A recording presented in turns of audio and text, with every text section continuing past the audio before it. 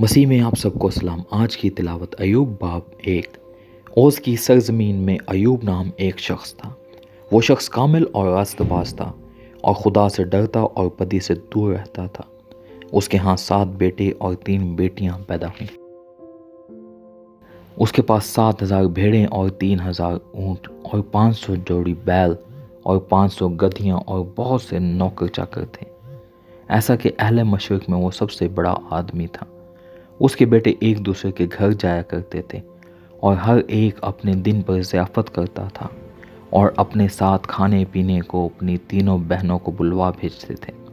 और जब उनकी ज़ियाफ़त के दिन पूरे हो जाते तो अयूब उन्हें बुलवा कर पाक करता और सुबह को सवेरे उठकर उन सबों के शुमार के मुआफ़िक सोख्तनी कुर्बानियाँ चढ़ाता था, क्योंकि अयूब कहता था कि शायद मेरे बेटों ने कुछ ख़ता की हो और अपने दिल में खुदा की तकफीर की हो। अयूब हमेशा ऐसा ही किया करता था। और एक दिन खुदा के बेटे आए कि खुदावन के हुजूर हाजिर हों, और उनके दरमियान शैतान भी आया। और खुदावन ने शैतान से पूछा कि तू कहाँ से आता है? शैतान ने खुदावन को जवाब दिया कि ज़मीन पर इधर उधर घूमता फिरता और उसमें सैर करता हुआ आया हूँ। खुदावन ने शैतान से कहा, क्या तूने मेरे बंदा अयूब के हाल पर भी कुछ गौर किया? क्योंकि ज़मीन पर उसकी तरह कामिल और रास्तबाज आदमी जो खुदा से डरता और बदी से दूर रहता हो कोई नहीं। शैतान ने खुदावन को जवाब दिया कि अयूब यूं ही खुदा से डरता है?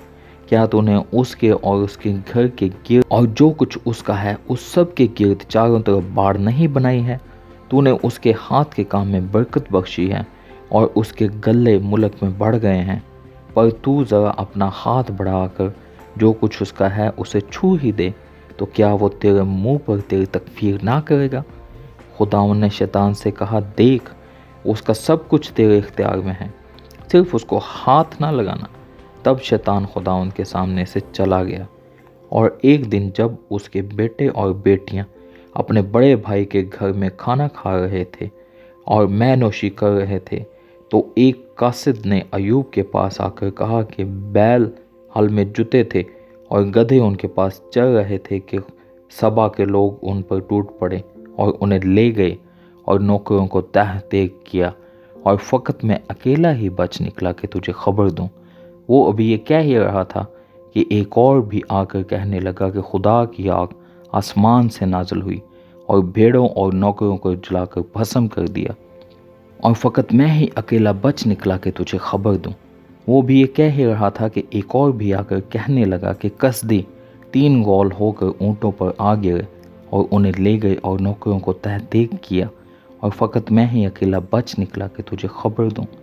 वो भी ये कह ही रहा था कि एक और भी आकर कहने लगा कि तेरे बेटे बेटियां अपने बड़े भाई के घर में खाना खा रहे और मैनोशी कर रहे थे, और देख, बियाबान से एक बड़ी आंधी चली और उस घर के चारों कोनों पर ऐसे ज़ोर से टकराई कि वो उन जवानों पर गिर पड़ा और वो मर गए, और फ़कत मैं ही अकेला बच निकला कि तुझे खबर दूं।